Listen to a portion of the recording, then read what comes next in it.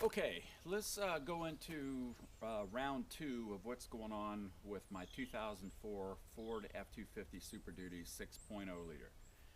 Um, Previous video that I did, I was having a crank no start issue. Um, it started out where it was just hard to start. Uh, Seemed like it was on cold mornings, and then I could get it to start even though it was a little bit more difficult than normal on warmer days. And then I had a very difficult time starting it one particular morning, and eventually ran the batteries down and had to jump start it. I did eventually get it started, and then I started to, figure out that I was having a problem. I started first in my previous video where I changed out both batteries and I changed out both the primary and secondary fuel filter. As a result of that, I got it to crank, and it ran good. Right after that, I took it and had a oil change done on it, and of course, I put a new oil filter in it, and thought that I found the easy fix for it. And of course, that with these 6.0s, that's wishful thinking. Come to find out, it was something a little bit more serious, or what I now think is more serious issue. I don't think it's dramatic. We'll see. What I think I found is that it is in fact the fuel injector command module, or the FICM they call it. And so the other day, what happened is my wife wanted to take it to work the next morning. The truck had been sitting for a couple of days after I had changed the fuel filters and put the new battery in and got it to run, and I thought everything was okay. My wife said she wanted to take it to work the next morning because she wanted to pick up horse feed on the way home. And I said, well, let me get in here and crank it because it's been sitting for a few days, and let me just make sure that everything's okay with it. And it wouldn't crank. So that's when I discovered, okay, my easy fix for this thing didn't go the way that I thought that it would.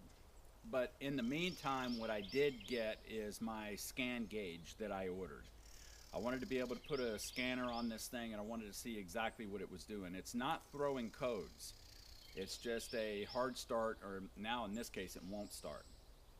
So I got the ScanGauge, I put it on there, and I found out some pretty interesting things. So let's go in the truck, let's attempt to start it, and I'll show you what the ScanGauge is showing me. Okay, so now we're in the truck, and I have the ScanGauge that I ordered, and I bought this one from Bulletproof Diesel in Mesa, Arizona, and the reason that I bought it from them is because they offer this ScanGauge that already comes pre-programmed for my truck. So you go onto their website and they give you an option of this particular series of vehicles, the 7.3, the 6.0, the 6.4, and it might even be for the 6.7 as well, the new one.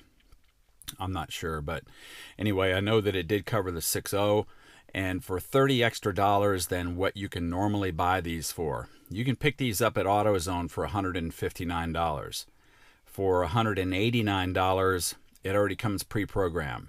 So I didn't have to spend probably a couple hours in here going through all of the RXD and TXD codes and putting them in for each and every PID that I wanted to look at, each and every parameter that I wanted to look at. Instead, it already came plug and play. So I just put it into my data port down underneath the dash, and then I can start reading the info. So let me show you what's going on here. We'll take the key to the on position, no start. In other words, key is on, I'm not attempting to start. And these are the parameters that I'm looking at right at this second. The top left is sync, which is 0 right now because I'm not attempting to start. The one to the right, the IPR, should be less than 15. This is a percentage that I'm looking at. That is a injector pressure ratio. That is actually a percentage. When operating, it should be between 15 and 85. Prior to crank, it should be less than 15, which now it is. The bottom left, the FMP, that is the FICM main power.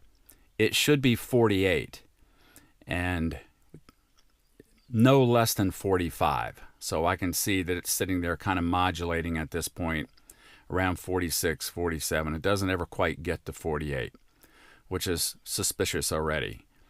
And then the ICP on the bottom right of the gauge is the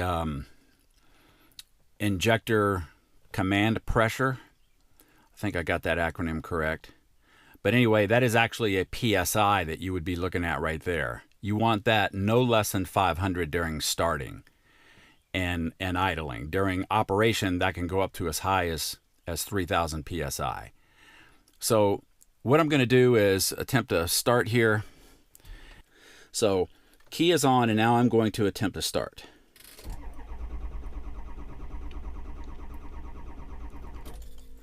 Okay, it won't start. Let me activate this. It won't start, of course. And you can see my FMP. You see how it's going down to mid-30s. Of course, my battery is starting to die off at the same time. But what's happening there is that my FICM main power is dropping below 45. It's not allowed to do that. Keep having to activate this. I'm getting sync. I'm getting 1200 PSI.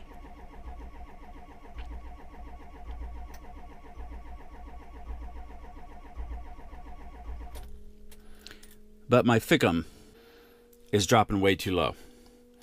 And of course, in an attempt to start this thing, I'm running my battery down.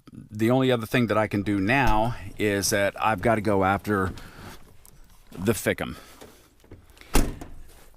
And so in order for me to get that, it is going to be underneath my coolant reservoir. It sits back there in the back. And so I'm going to go through the process here of getting to that, taking it off, and ordering another one. And then once I get it out, I'll talk to you about what I'm going to order, where I'm going to get it from, and why I am ordering what I am. All right, so let's get started in getting this FICM out of there. Okay, so I need to go after the FICM, and it is located right there. It's back behind the coolant reservoir, so I'm going to take the coolant reservoir off. I will look and see what else I might need to take off. I might end up having to take off the air intake duct right here. We'll see.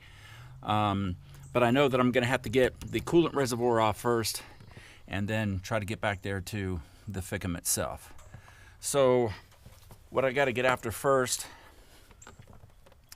are these two bolts, this one and this one, and these are 8mm.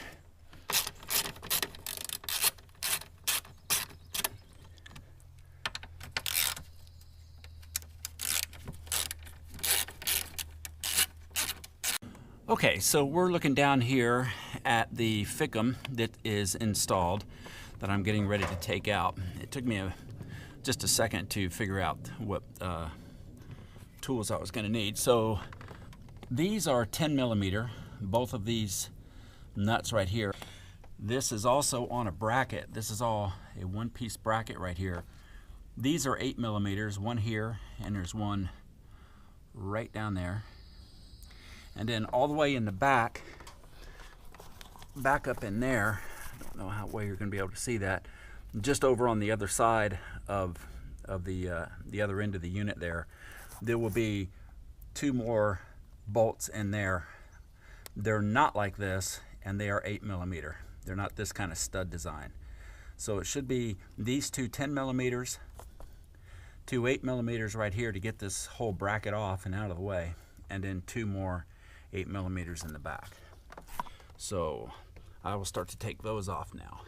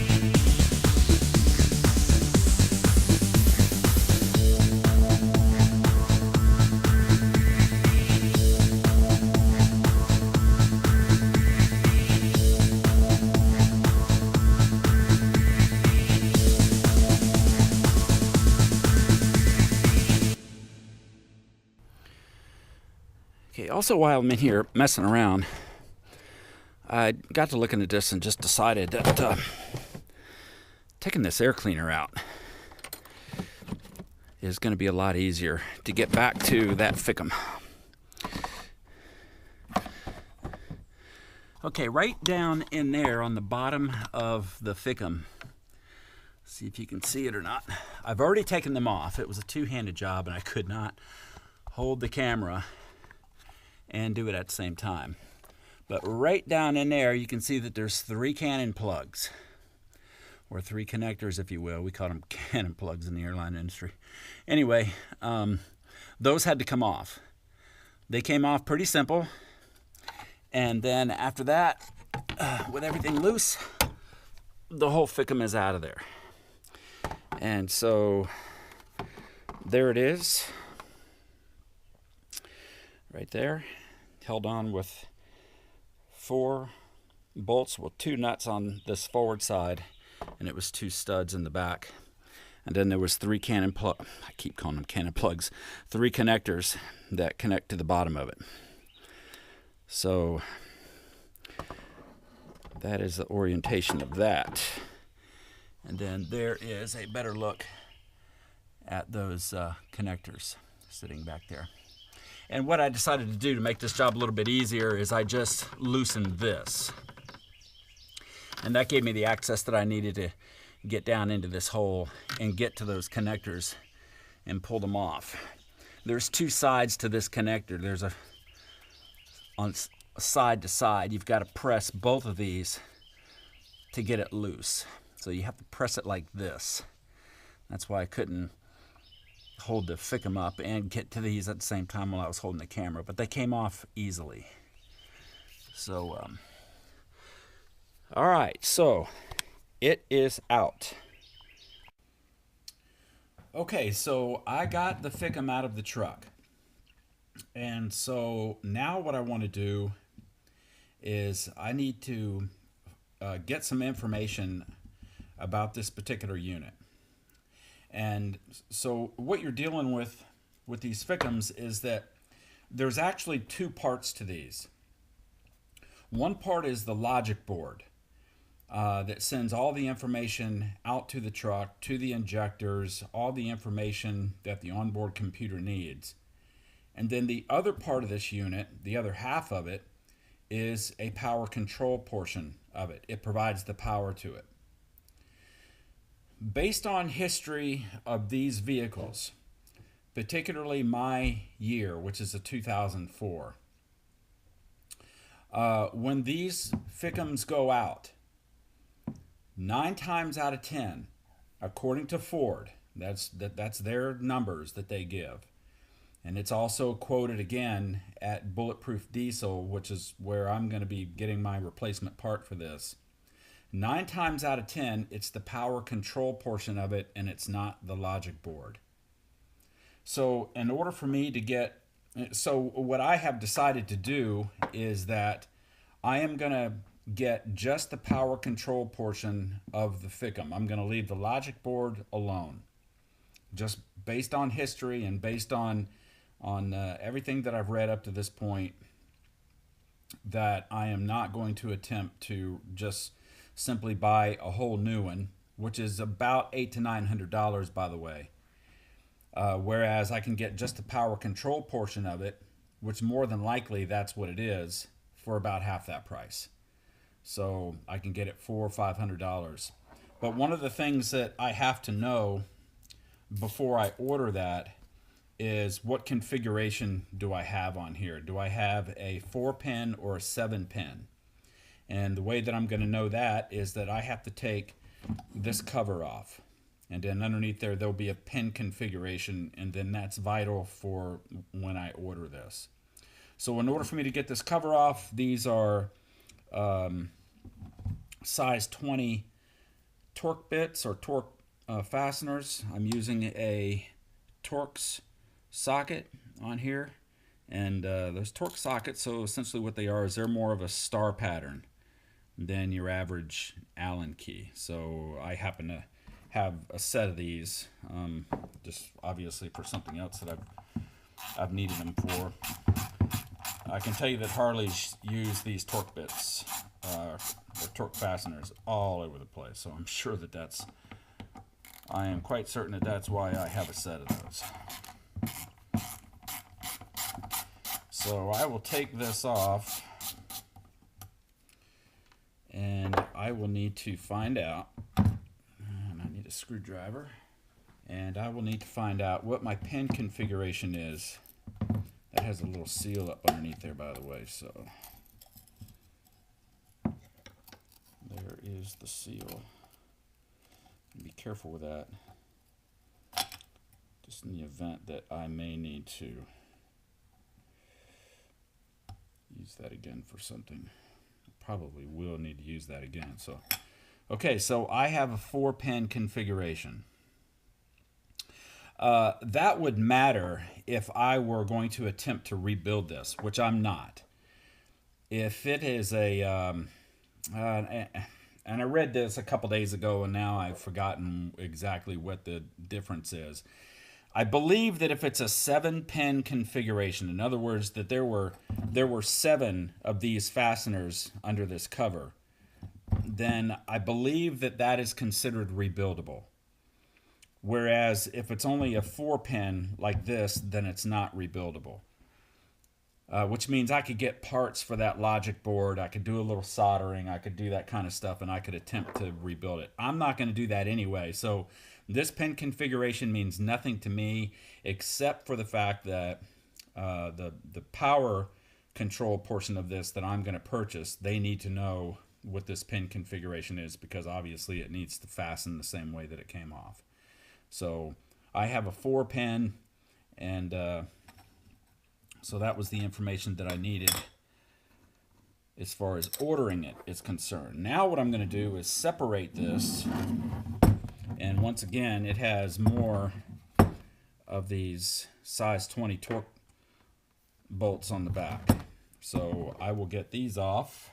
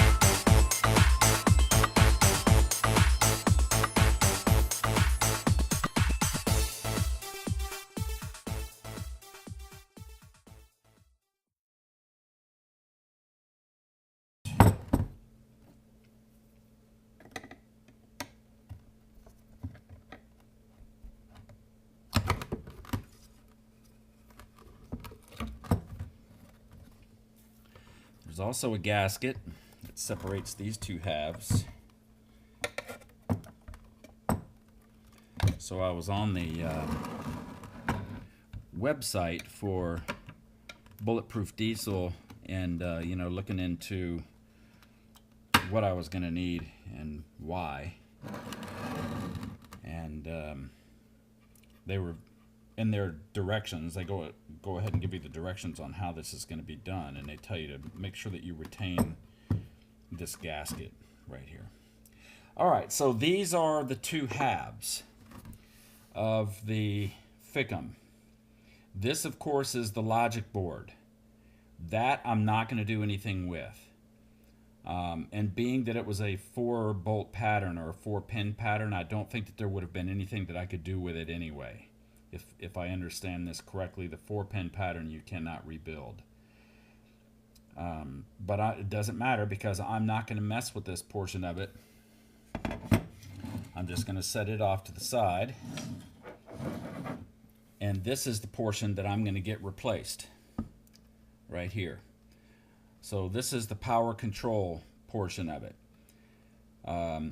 According to them and to Ford, 9 times out of 10, this is the problem. So now that I know that it's a 4-pin, and I can go on to their website now and I can order what I need. I'll wait for that to come in.